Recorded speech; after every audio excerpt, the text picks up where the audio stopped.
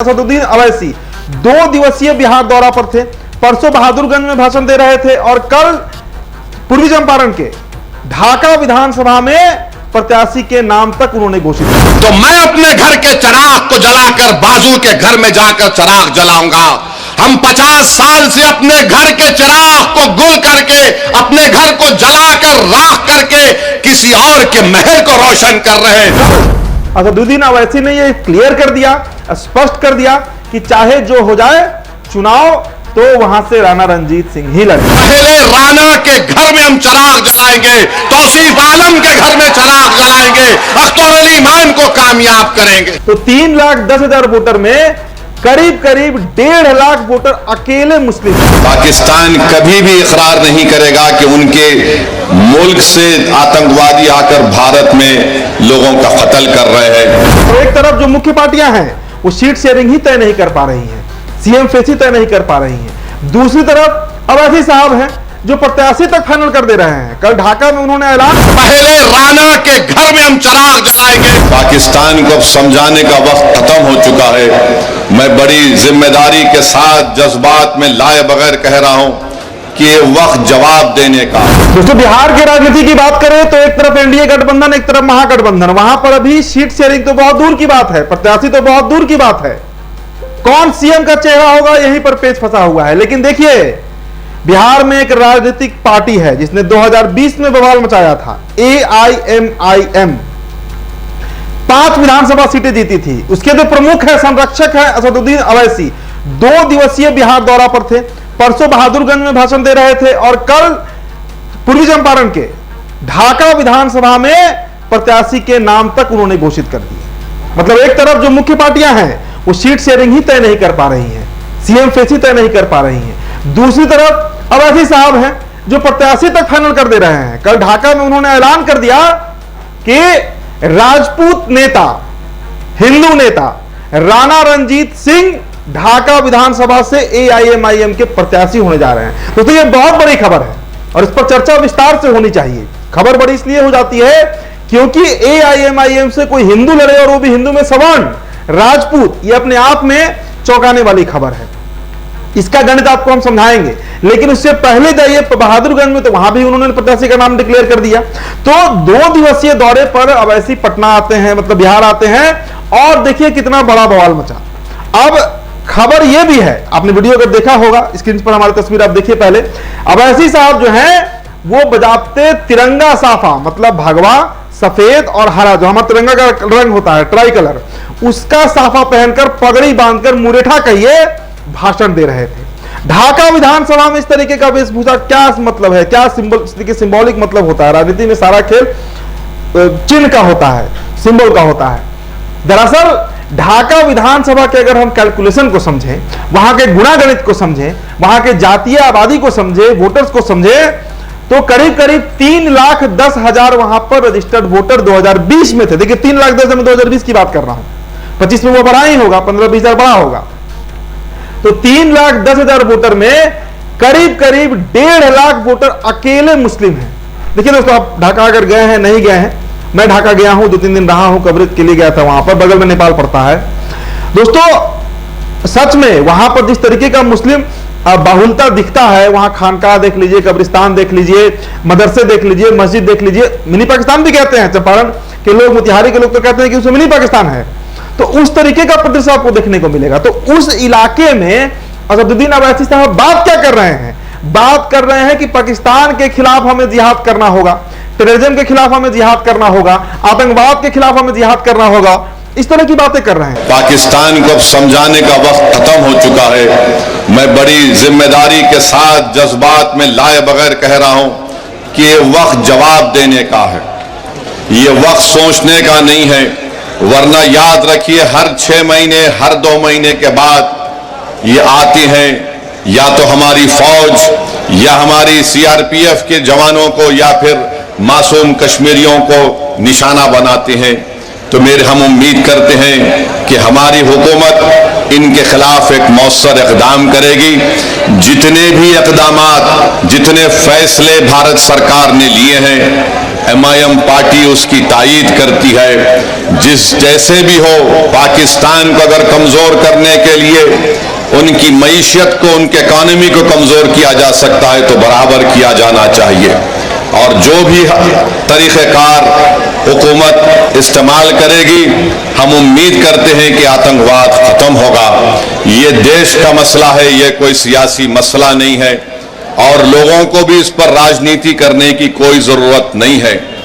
मैं आपको बताना चाह रहा हूं कि हमारी बेटी, जिसका नाम हिमांशी है, उसके पति को गोली मारकर 6 दिन के बाद शादी करके गए थे, उसका कत्ल कर दिया गया इन आतंकवादियों ने। ये हमारी बेटी हिमांशी का एक पैगाम देती है, हमारे देश में बसने वाले जो लोग हिंदू मुस्लिम का जहर फैला रहे हैं, वो कहती है कि मैंने अपने पति को खोया, मगर मैं नहीं चाहती कि मुसलमान और कश्मीरियों के खिलाफ नफरत के मजारे किए जाए।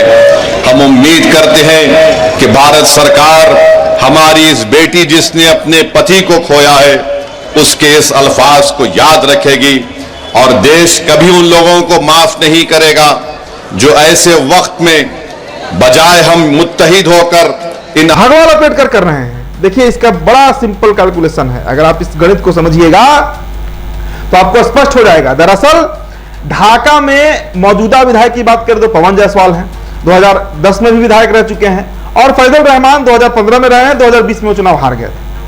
हालांकि इससे पहले वहां पर अवनीश सिंह बड़े बड़े नेता रहे हैं वहां पर।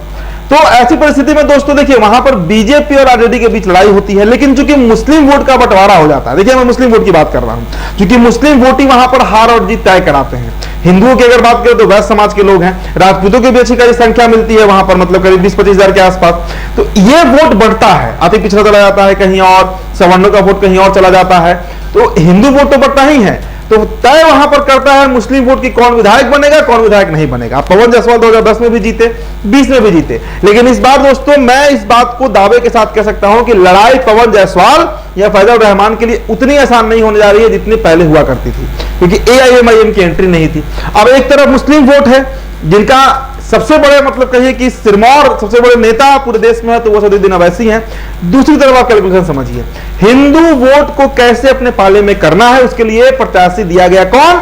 राणा रणजीत सिंह, एक हिंदू। अब राणा रणजीत सिंह का थोड़ा आप परिचय जान लीजिए। राणा रणजीत सिंह शिवहर से लोकसभा चुनाव लड़े हैं। उस इलाके में एक रॉबिनहुड की छवि है उनकी, और उन्हीं की नहीं, उनके पिता की अगर आप बात करिए स्वर्गीय सीताराम सिंह की, तो स्वर्गीय सीताराम सिंह के बारे में जानिए कि वो कई टर्म बिहार में उसी मधुबन बगल का जो सीट है वहां से वो विधायक रहे हैं, और शिवहर लोकसभा जो है जिसके तहत ढाका विधानसभा आता है, वो वहां से सांसद रहे हैं लालू जी के रीजन में, और आरजेडी से वो हमेशा चुनाव लड़ते रहे, जीतते रहे, मंत्री बने बिहार सरकार में। इसके अलावा राणा रणजीत सिंह की एक परिचय यह भी है कि उनके भाई साहब जो हैं वो इस वक्त भाजपा से विधायक है मधुबन से, राणा रणधीर सिंह की मैं बात कर रहा हूं।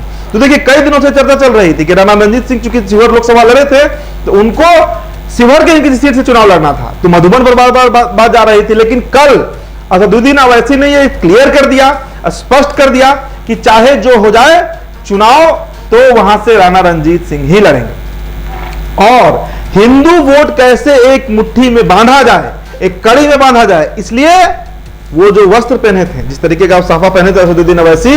और देखिए, एक बात तो बड़ा सराहनीय है, मतलब मेरा निजी आकलन है कि इस विषम परिस्थिति में भी जो देश में पहलगाम अटैक हुआ और उसके बाद इस तरह का माहौल बना, देश में मुसलमानों के खिलाफ एक तरह से माहौल बन रहा था, उसमें जिस तरीके से असदुद्दीन अवैसी ने मोर्चा संभाला और लगातार पाकिस्तान के खिलाफ बोल रहे हैं, ये सच में सराहनीय है। और भारत की सबसे बड़ी खूबसूरती यही है कि ऐसे राजनीति खूब होती है, लेकिन जब देश का मसला आता है, आपने देखा कि राहुल गांधी से लेकर तेजस्वी यादव सबने देश के प्रधानमंत्री नरेंद्र मोदी के साथ खड़ा होकर हाथ से हाथ मिलाया और कहा कि हम सब एक साथ हैं और साथ लड़ना है। तो उसमें सबसे आगे अगर कोई दिखा तो असदुद्दीन अवैसी दिखे। और बिहार में लगातार वो तेजस्वी को चैलेंज कर रहे हैं, लगातार नीतीश कुमार को चैलेंज कर रहे हैं, लगातार बीजेपी को भी चैलेंज कर रहे हैं। तो दोस्तों, इस बार का लड़ाई वहां पर त्रिकोणीय होने जा रहा है, बेहद दिलचस्प लड़ाई होगी।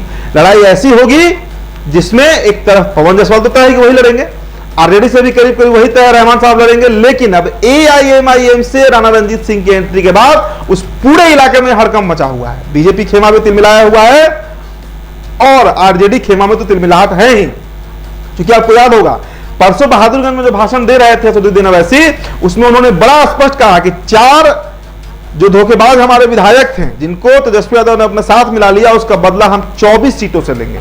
24 सीट पर इस बार AIMIM बिहार में फतह करेगी। 24 सीट, ये बहुत बड़ा आंकड़ा होता है दोस्तों।